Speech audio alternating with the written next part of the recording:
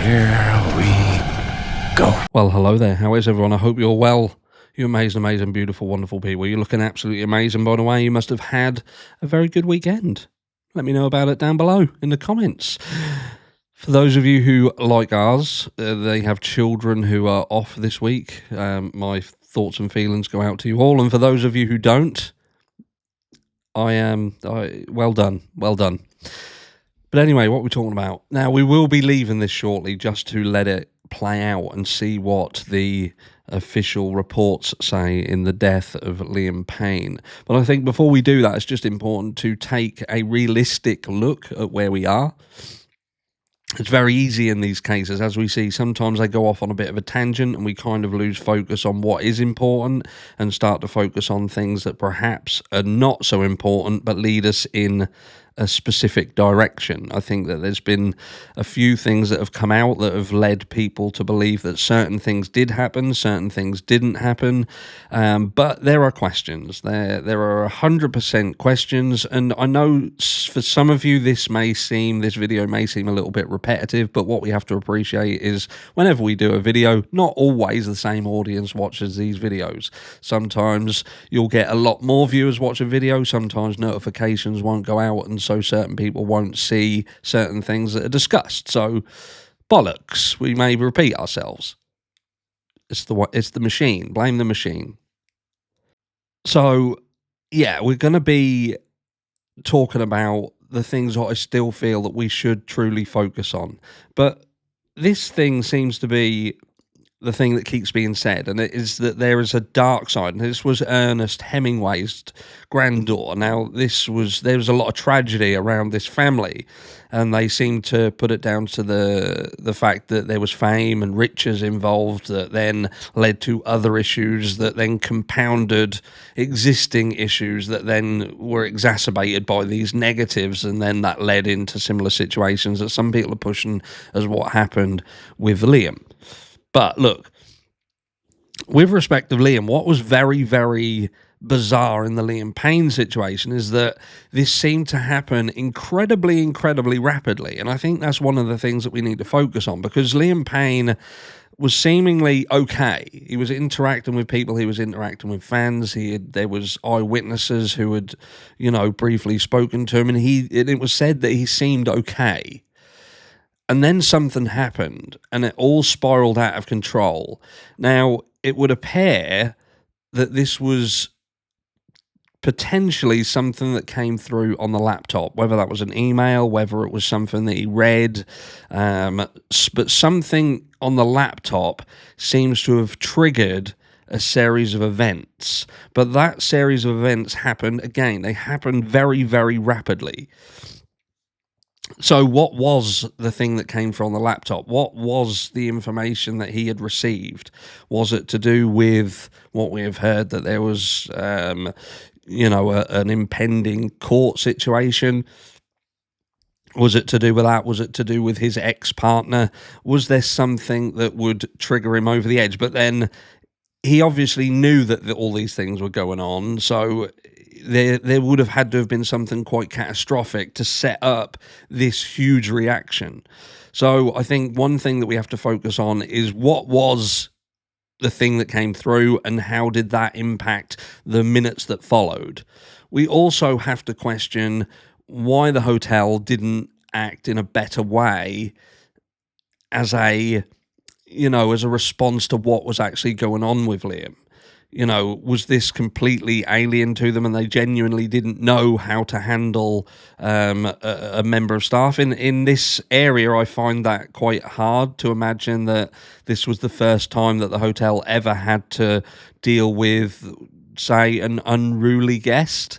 Eyewitnesses have stated that Liam was behaving in a certain way. I do find it very bizarre, however, and again, I think this is something to focus on. Bearing in mind this was in a hotel. The hotel, I would imagine, is quite busy. CCTV was shut down, apparently. And all these things are things that are being reported. I'm not saying that all of the things that we're talking about are 100% accurate, because there is no way of us to 100% know what is accurate, like the claims that Liam Payne's ex was in the hotel. If that's true, that's a massive thing, but ultimately I don't think at this stage that has been proven to be a 100% accurate claim. But what is 100% accurate is that Liam Payne is no longer with us. Something happened inside that hotel. It was seemingly sparked by something that happened while he was in the hotel. And then what we've been told is the version of events that have been kind of put together by people around the hotel, but only a few people. And I would have expected a lot more people to have been involved in being able to shed a little bit of light. It's very, like, for instance, I'll give you an example. There was a witness that had claimed that they heard noises from Liam Payne's room. They described them as primal noises, almost animalistic type. And we've obviously seen an insight into the room that would show the room in disarray. But then we're told that Liam Payne had ventured into the lobby. He had gone into some form of seizure or an episode in the foyer, but then he was taken back to his room. There's statements being made that would seem to suggest that this happened multiple times, not the seizure as such, but the fact that he had come into the lobby in a bit of a mess and he had been escorted back to his room. Then we have I will call it dodgy because I do think it's dodgy, the dodgy call that would be the hotel talking about the fact that he is in a room and that room has a balcony. I struggle to believe that they had thought about that situation. Would that have been at the forefront of their mind, or would their primary sort of issue have been, we've got somebody who's in the room, they're smashing up the room, and we want some assistance? It was very, very specific to, we've got somebody, there's a balcony, and we believe they're going to do something. That to me is, and this is only my opinion, that is indicative of a call potentially made after the event and trying to cover their arse. And the question here, again, I believe is, was Liam Payne locked in that scenario, and he was trying to get out of that scenario? And the reason why I'm now questioning this further is some people have said you can't lock people in a room. You can't lock people in a room.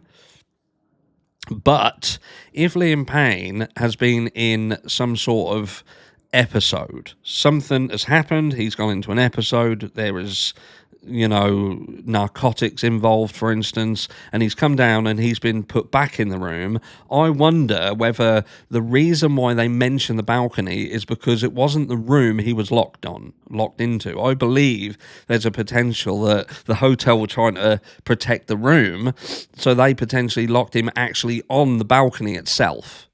And that's why the balcony then became the focus of the call, because that's where he was. That's exactly where he was. He was actually on the balcony. Now, hear me out, because I believe that this then makes a lot more sense. Because if Liam Payne has smashed up the room and the hotel, or he's began to smash up the room, and these witnesses then come forward and say that they heard him inside the room, I wonder whether that witness has been told to say that to, and again, I know we're going down the route of tinfoil hat, but at the end of the day, I believe that the hotel are going to try and protect themselves, and they're not going to say that we shut him on the balcony and that's what then led to what happened. And perhaps they've got somebody who would witness saying that they heard him just before the vault inside the room, helps to support the story that's being pushed. Now, in order to truly believe that that's a possibility, you have to ask yourself, do you believe that some people would lie around this case? And I think that there's a possibility that people would lie. The only question then would be, would Liam Payne not have, if he was shut out on the balcony, try to draw attention to people?